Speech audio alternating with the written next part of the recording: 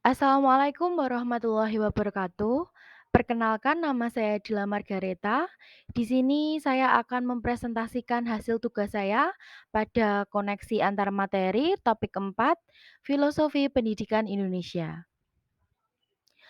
Mengkaitkan pemahaman dari topik 4 dengan topik 1, topik 2, dan topik 3. Sejauh mana topik tentang Pancasila sebagai entitas dan identitas bangsa Indonesia dan perwujudan profil pelajar Pancasila pada pendidikan yang berpihak pada peserta didik dalam pendidikan abad ke-21. Topik yang pertama yaitu perjalanan pendidikan di Indonesia. Pendidikan zaman kolonial. Pada tahun 1854 didirikan Sekolah Bumi Putra, yaitu hanya terdapat 3 kelas.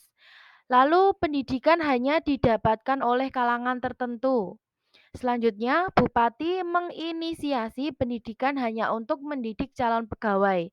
Dan pada tahun 1992, Ki Hajar Dewantara mendirikan Taman Siswa. Pendidikan setelah merdeka. Yang pertama adalah pendidikan didapatkan oleh semua kalangan.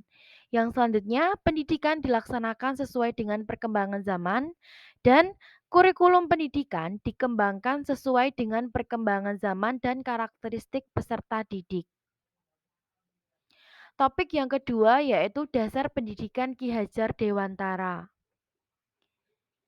Ki Hajar Dewantara menjelaskan dasar pendidikan anak berhubungan dengan kodrat alam dan kodrat zaman. Kodrat alam berkaitan dengan karakter dan lingkungan peserta didik, sedangkan kodrat zaman berkaitan dengan kondisi zaman ketika pendidikan dilaksanakan. Dalam proses menuntun, anak diberi kebebasan, namun pendidik sebagai pamong dalam memberi tuntunan dan arahan agar anak tidak kehilangan arah dan membahayakan dirinya, sehingga pamong dapat memberikan tuntunan agar anak dapat menentukan kemerdekaannya dalam belajar. Topik yang ketiga yaitu identitas manusia Indonesia. Bagi masyarakat Indonesia, keragaman merupakan nilai yang khas dan menjadi salah satu identitas bangsa Indonesia. Dalam pendidikan, pentingnya pemahaman nilai kebinekaan tertuang pada profil pelajar Pancasila dalam aspek kebinekaan global dan gotong royong. Pancasila menjadi identitas manusia Indonesia yang berbineka. Manusia Pancasila dalam memenuhi kebutuhan hidup, keseimbangan dinamis antara hak dan kewajiban. Pentingnya penguatan nilai Pancasila dalam pendidikan adalah sebagai jiwa bangsa Indonesia. Religius merupakan hal yang penting mendasar dan esensial dalam kehidupan manusia Indonesia. Pentingnya nilai religius dalam pendidikan adalah untuk menyatukan dua insani, yaitu sisi jasmaniah dan rohaniah.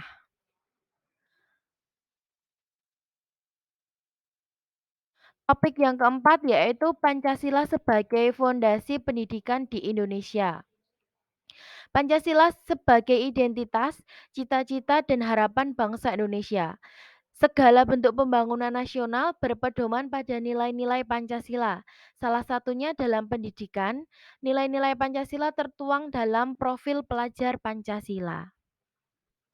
Profil pelajar Pancasila berperan sebagai dasar utama dalam penyusunan kebijakan-kebijakan pendidikan sesuai dengan pemikiran Ki Hajar Dewantara.